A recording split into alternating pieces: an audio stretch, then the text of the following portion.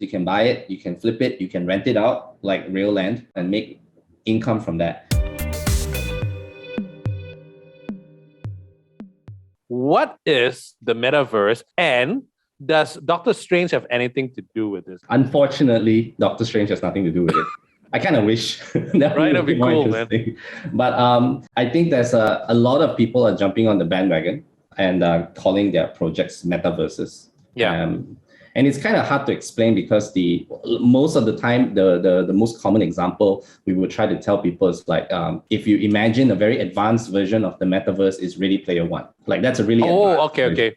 That's like way in the future. If you're wearing haptic suits and stuff like that, that would probably be an easy way to visualize it. But essentially, it's like a parallel digital space, right, where anyone can participate and build their own experiences or just socialize with other people. Like previously, one of the earlier incarnations is probably games like Second Life. And the only difference between those are they, in a way, they still qualify as a metaverse because it's a space where people can come in, they interact with each other. There's a kind of an economy that's going on there. And bit by bit, you're going to see a lot of people introduce metaverses.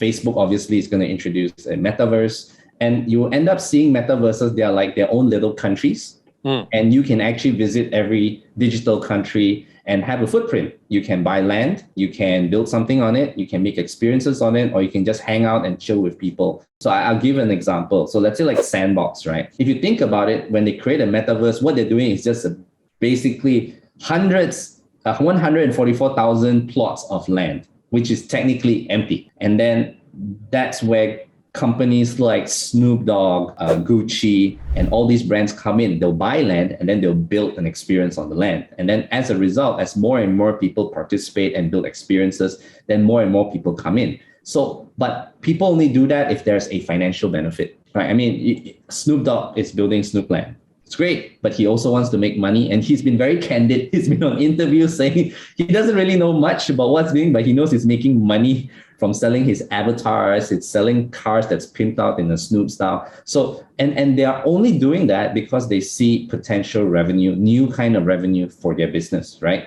Or for their brand. So that, and then that creates more experiences. Then it continues to evolve. And then after for a while, people are going to compete on different experiences. So, but only by enabling a form of commerce for all these parties to come in with a metaverse grow. So you can't get Ready Player One if it's 100% being developed by one party. Like there's going to be many different companies jumping in, trying to make a different experience. Even in that movie, there will be one area which is like the bar area. There's the racing game, right? There are different type of games. And in the real world context, that's going to be like different companies coming in, building their experiences, making concepts like play to earn. And that's when gets people coming in, so that it continues to evolve. It gets bigger and bigger. So this is really just a starting point. What should we be checking out in the metaverse first? Okay. Well, okay. So because there's so many aspects to it, so I'm just going to list out some things that might make sense, right? Okay, buying land, of course, because you can buy it, you can flip it, you can rent it out like real land, and so that someone else who doesn't have land can rent it instead of buying it, and they can build their experiences as well. So you can rent it also? You can rent it out, yes. You can literally rent it out and make income from that. There's also a growing demand for creators, people who's going to build stuff on the land. Because I may be a landowner, but I can't do any kind of design, game design or building design, nothing, right? I just own the land. And then there's going to be people who are going to be builders, right? So there's going to be new careers being made out of it, because we have an extreme shortage of people who can build experiences. Snoop Dogg's not building his land himself. He's farming that job out to a game studio or a developer who's going to actually build it. So some people who are getting into the metaverse, they're actually bringing their skill sets. They're not even buying land, they're not investing, but they're bringing their skill set into the metaverse. There are already digital land real estate agents in the metaverse, right? So they're taking their actual expertise and they're going in there. So you just need to think of it. It's a real world. Like the real world, you have land. If you want to create value for the land, you're going to build something on it. You need to have builders. You need to have an ID, right? It's going to be the same in the metaverse. You're going to have someone need to sell it off. You got someone who needs to do an experience. People are doing digital stores to sell merchandise. I'm doing that. I'm setting up instead of building a real physical store to sell luxury watches, I'm building a luxury watch store in the metaverse. That's kind of one of my projects I'm doing to sell luxury watches. So if someone goes into your store in the metaverse and likes a particular watch, and then I'll pay you by Ethereum or whatever it is, and then through that in the real world you're gonna send it to them, and then okay. Is that how it works? For in one, that's one way, but in my case, they're buying the NFT of the watch. The NFT of the watch, which they own the rights of the actual watch, but they may not necessarily want to redeem the watch if they don't want to. They can just sell off the NFT later on. So whoever who owns the NFT would be the final owner of the watch in question. Okay. Yeah. Right. Yeah, that's what I'm doing. But anyone could do that, right? But whether they have a watch or not, how do you know that? All the serial number particular, that's the NFT. So the NFT gives you the rights to the particular watch, okay, which we store it in a vault. That's what I'm doing. So I've bought like different luxury watches, for example, and anyone who wants to also issue an NFT for their watch can deposit into our vault. And the reason why someone wants to do that is because some people buy watches as an investment. Luxury watches prices have gone up extremely, right? But the thing is, it's a real hassle to actually just sometimes take photographs of it, list it, and trade it. So what we are thinking that's going to disrupt the market is actually you have the NFT, which represents the rights of the watch. It's now easy for you to trade them because you don't actually need to handle the watches and deliver them out. You're just trading the value of the watch, you see? But it's stored in a vault. Of course, we have to do our process to make sure that's authentic. And whoever who owns the NFT, if they want to check the authenticity of the watch, they can log into our site using the NFT. They can log in, they can check the serial number, they can even check with the brands if they want of the authenticity of the watch. So there is some mechanisms in place for them to check. Maybe one final word before you go on Metaverse, NFT, Sandbox.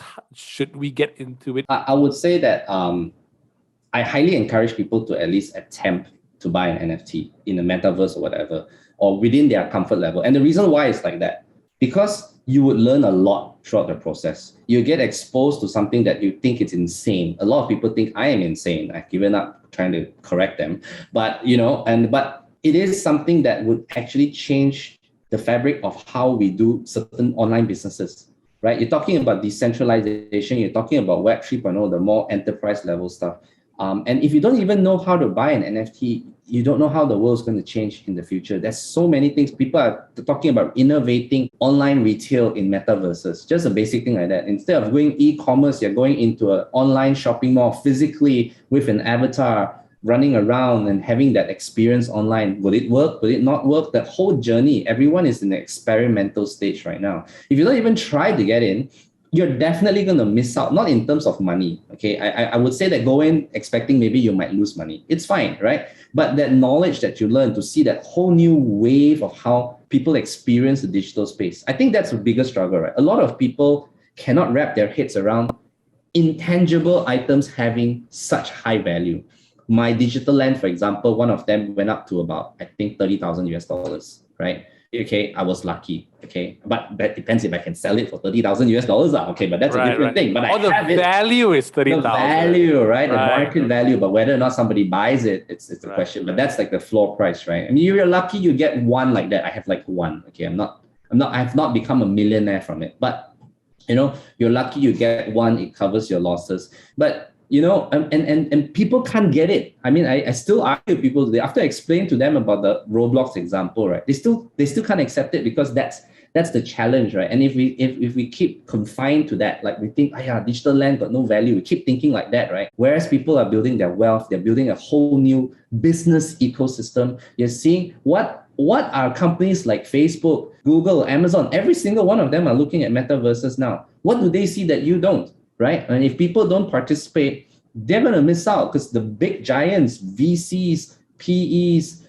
tech companies, they're all at some stage or form experimenting. Even financial institutions, I think one bank recently created a premium lounge in the metaverse. I'm not going to meet any financial advisor on the metaverse, right? But they made it because they're all experimenting, because they see something we don't. So when everyone has this barrier, they keep saying NFTs is a scam or whatever crap that I hear all the time, right?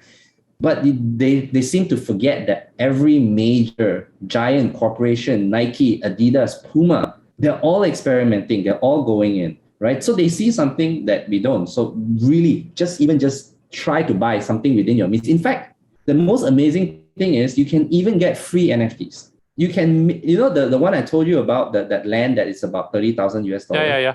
That land was free. It was a free mint. You didn't, as long as you were in the whitelist. I didn't manage to get into the whitelist, right? I bought it right after it was free minted. People were selling it for $300. I was like, I don't know, but it's like so hyped, so I just bought it, right? 4 months later, it went from $300 to $30,000. I took a punt, right? But it's free. What I'm trying to say is that if you're worried, look for a free NFT. Right. They exist, right? But just get involved. And just understand it a little bit better. See how this new market is like. That's really what I would say. Don't want to spend money, right? Go and find free NFT. They exist. I've given out NFTs to friends, right? They are free NFTs. I'm like, hey man, it's free. Can I be your friend? I mean, if you guys want, I can give you a free NFT. Sure. Because they exist, right? And there are free NFTs out there. So just try it. Hey guys, we hope you loved that discussion, but for the full discussion and all our other videos, click right here. And remember, don't be a dick.